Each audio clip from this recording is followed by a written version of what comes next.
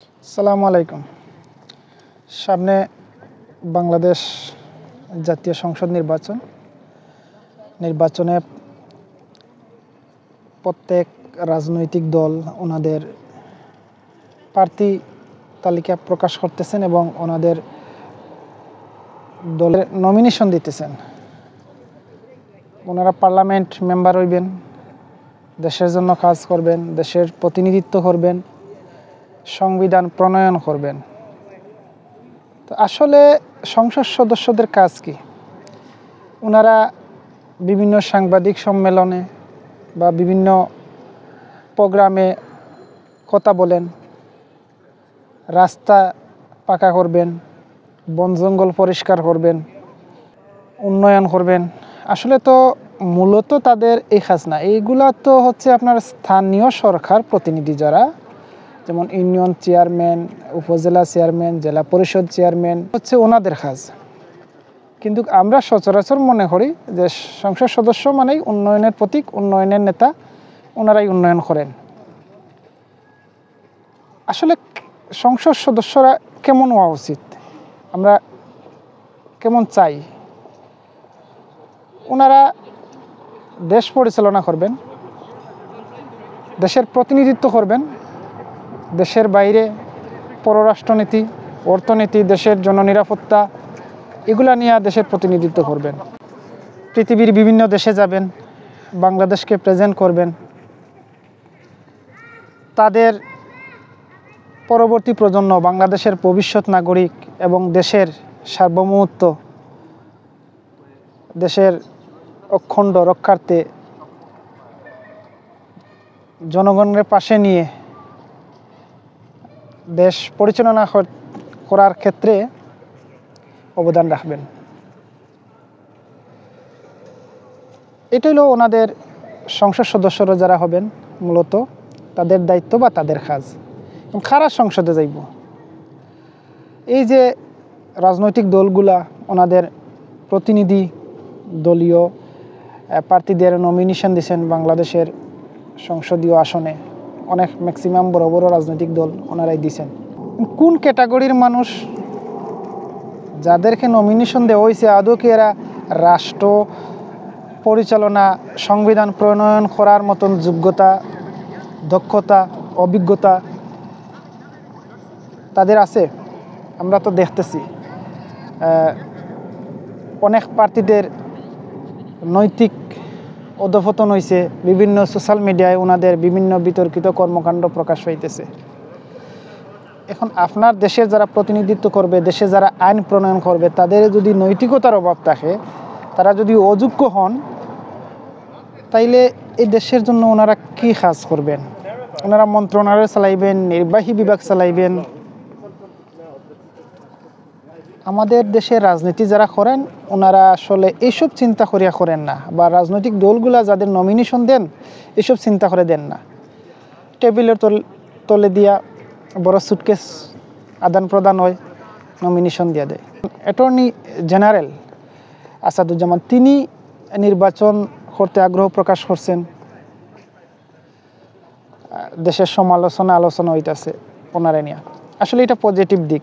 এই ক্যাটাগরির মানুষগুলোই তো সংসদে যাইব। সংসদে কি মধুরি, গাঞ্জুরি এগুলা যাইব? সন্ত্রাস এগুলা যাইব সংসদে আইন প্রণয়ন করতে? যাবে স্মার্ট, সুদর্শন, সুশিক্ষিত, যারা আইন, রাষ্ট্র, অর্থনীতি এগুলা নিয়ে যোগ্যতা, অভিজ্ঞতা, দক্ষতা আছে। এখন দেখা গেছে যাদেরকে নমিনেশন দেওয়া হয়েছে এনারা অনেকের ডিগ্রি সার্টিফিকেট আছে কিনা সন্দেহ। এরা সন্ত্রাসী গডফাদার অথবা গ্রুপিং রাজনীতি, এদের মাঝেই তো সুরাজনীতি নাই, তাদের মধ্যেই তো তাদের দলীয় আদর্শ নাই। যদি থাকতো তাইলে এই যে নমিনেশন ঘোষণা করা হয়েছে সাথে সাথে সারা দেশে অগ্নিসংযোগ, দাঙ্গা হাঙ্গা, উভয় গ্রুপে মামলা, মারামারি, কাটাকাটি, এমনকি কয়েকটা লাশও হয়েছে এইসব অভ্যন্তরীণ কোন্দলে। যারা এই অপসংস্কৃতি, অপরাজনীতি এটার সাথে জড়িত, এনারা কি সংসদে গিয়ে দেশের জন্য কি আইন প্রণয়ন করবেন? সংসদে যারা যাবেন এরা হবেন স্মার্ট, শিক্ষিত, সুদর্শন, এবং এরা হবেন ধূমপান মুক্ত, এরা হবেন মাদক মুক্ত, এরা হবেন শিক্ষিত। নিজের দেশকে পৃথিবীর মধ্যে তুলিয়ে ধরতে হইলে এই ধরনের যোগ্য মানুষ যাওয়ার দরকার আছে। এই যে রাজনীতি যারা করেন, যাদের নমিনেশন দেওয়া হয়েছে, তাদেরকে বলেন তো গ্রুপ টেস্ট করার জন্য ওনারা কোনো নেশার মধ্যে আসক্ত কিনা। দেখবেন আন্দোলন শুরু হয়ে গেছে, যেভাবে গণভোটের বিরুদ্ধে আন্দোলন শুরু হয়েছে ওইভাবে ওনারা শুরু করবেন। এটা কি দরকার? এরা সংসদে যাবে, পার্লামেন্ট মেম্বার হবে, দেশের আইন প্রণয়ন করবে, দেশের উন্নয়ন করবে, এটা কি দরকার? বাংলাদেশ সরকারের, বর্তমান সরকারের উচিত এই গ্রুপ টেস্ট প্রক্রিয়া চালু করা। যারা সংসদ নির্বাচন করবেন, যারা স্থানীয় নির্বাচন করবেন, এরা শারীরিকভাবে কতটুকু ফিট আনফিট, এটা গ্রুপ টেস্টের মাধ্যমে নিখুঁত, নিষ্কলঙ্ক, নির্ভেজাল, সুশিক্ষিত, দেশপ্রেমিক ব্যক্তিদের দল নমিনেশন দিতে তখন বাধ্য হইব। তখন আর টেবিলের তলে দিয়া, টেবিলের নিচে দিয়া ডলার আদান প্রদান হইতো না। এই বাংলাদেশের মানুষ আসলে এগুলো নিয়ে কথা হইতে হইব, সচেতন হইতে হইব। আমরা সাধারণ মানুষ, আমরা বড় কোনো অ্যাক্টিভিস্ট না, বড় কোনো লেখক, দার্শনিক না, সাধারণ মানুষ।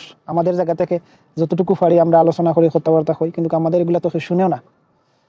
তারপরেও যতটুকু মেসেজ পৌঁছায়, আপনি যখন আপনার এলাকায় আপনার জনপ্রতিনিধি নির্বাচন করবেন, এইগুলা চিন্তা করবেন যে তার বিরুদ্ধে কোনো নারী কেলেঙ্কারি আছে কি, সে মাদক সম্রাট কি, সে টাকা পাচারি, বা এই যে মাসুল পাওয়ার গ্রুপিং রাজনীতিতে। দেখেন বাংলাদেশের রাজনীতি কতটুকু ফসা হয়েছে। এই গ্রুপিং রাজনীতিতে গুলাগুলি হয়, মারামারি হয়, খাটাখাটি হয়। কোনো নেতা বা নেতার সন্তান এখানে যায় না, তারা ফাটায় না, মারা যায় সাধারণ কর্মী, সাধারণ নাগরিক। কেন ভাই? আপনারা রাজনীতি করবেন, আপনারা দলের কার্যালয় গিয়ে ভাঙ্গেন। তো যারা আপনারা এইসব নেতারা আদর্শে আদর্শিত হইয়া আপনারা মিটিং করেন, মারামারি দাঙ্গা হাঙ্গা করেন, এই নেতারা কি আপনার পরিবার, আপনি যদি কোনো দুর্ঘটনা ঘটে দায়িত্ব নিবে না? অতএব ভাই, আপনি কার আদর্শে, কোন নেতার অধীনে রাজনীতি করবেন সেটা আপনার সিদ্ধান্ত, কিন্তু আপনার জীবনের নিরাপত্তা, আপনার সম্মানের নিরাপত্তা, আপনার ভবিষ্যৎ, আপনার ভবিষ্যৎ প্রজন্ম, আপনার সন্তান, স্ত্রী, তাদের দিকে তাকাই অন্তত এই অপরাজনীতি, এই অপসংস্কৃতি এবং এইসব দানব নেতাদের থেকে দূরে থাকেন। আপনার জীবন, আপনার সংসার আপনি সুন্দর করে সাজান। আল্লাহ হাফেজ।